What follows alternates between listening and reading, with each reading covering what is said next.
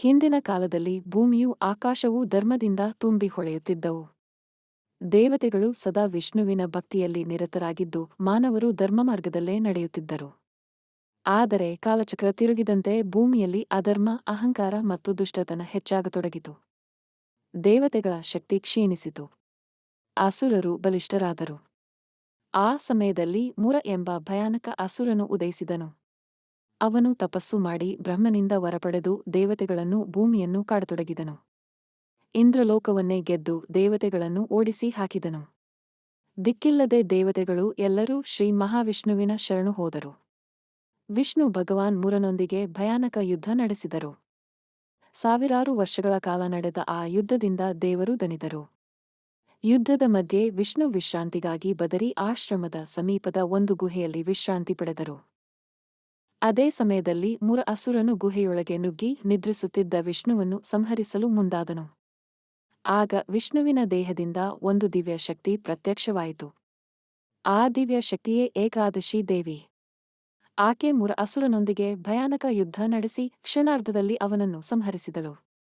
ವಿಷ್ಣು ಎಚ್ಚರಗೊಂಡಾಗ ಅಸುರ ಸಂಹಾರವಾದುದನ್ನು ನೋಡಿ ಆ ದಿವ್ಯ ಶಕ್ತಿಯನ್ನು ಆಶೀರ್ವದಿಸಿ ಹೇಳಿದರು, ನೀನು ನನ್ನಿಂದ ಜನಿಸಿದ್ದೆ.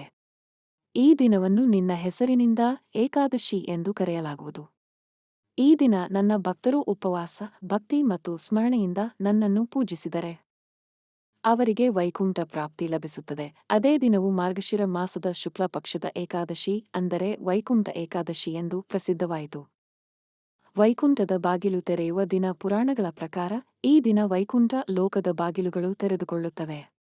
ಅದಕ್ಕಾಗಿ ದೇವಸ್ಥಾನಗಳಲ್ಲಿ ಈ ದಿನ ವೈಕುಂಠ ದ್ವಾರವನ್ನು ತೆರೆಯುತ್ತಾರೆ. ಭಕ್ತರು ಆ ದ್ವಾರದಿಂದ ಪ್ರವೇಶಿಸಿದರೆ ಪಾಪಗಳಿಂದ ಮುಕ್ತಿ ದೊರೆತು ಮೋಕ್ಷದ ದಾರಿ ತೆರೆದಂತೆ ಎಂಬ ನಂಬಿಕೆ ಇದೆ.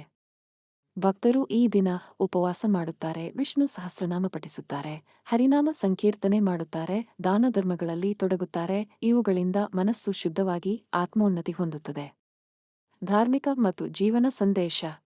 ವೈಕುಂಠ ಏಕಾದಶಿ ನಮಗೆ ಒಂದು ಮಹತ್ವದ ಸಂದೇಶ ನೀಡುತ್ತದೆ. ಅಹಂಕಾರವನ್ನು ಬಿಟ್ಟು ಭಕ್ತಿಯನ್ನು ಅಳವಡಿಸಿಕೊಳ್ಳಬೇಕು. ಆತ್ಮಶುದ್ಧಿಯೇ ನಿಜವಾದ ಮೋಕ್ಷದ ದಾರಿ. ಧರ್ಮದ ಮಾರ್ಗದಲ್ಲಿ ನಡೆದರೆ ಜೀವನವೇ ವೈಕುಂಠವಾಗುತ್ತದೆ. ಈ ದಿನ ಕೇವಲ ಉಪವಾಸದ ದಿನವಲ್ಲ, ದುಷ್ಟ ಚಿಂತನೆಗಳನ್ನು ಬಿಟ್ಟು ಒಳ್ಳೆಯ ಜೀವನ ಆರಂಭಿಸುವ ದಿನ. ಉಪಸಂಹಾರ. ವೈಕುಂಠ ಏಕಾದಶಿ ಎಂದರೆ ಭಕ್ತಿಯ ಶಿಖರ, ಮೋಕ್ಷದ ದಾರಿ, ಶ್ರೀಮನ್ನಾರಾಯಣನ ಅನುಗ್ರಹದ ಮಹೋತ್ಸವ. ಈ ಪವಿತ್ರ ದಿನದಂದು ಓಂ ನಮೋ ನಾರಾಯಣಾಯ ಎಂಬ ನಾಮಸ್ಮರಣೆಯೊಂದಿಗೆ ಜೀವನವನ್ನು ಶುದ್ಧಗೊಳಿಸೋಣ.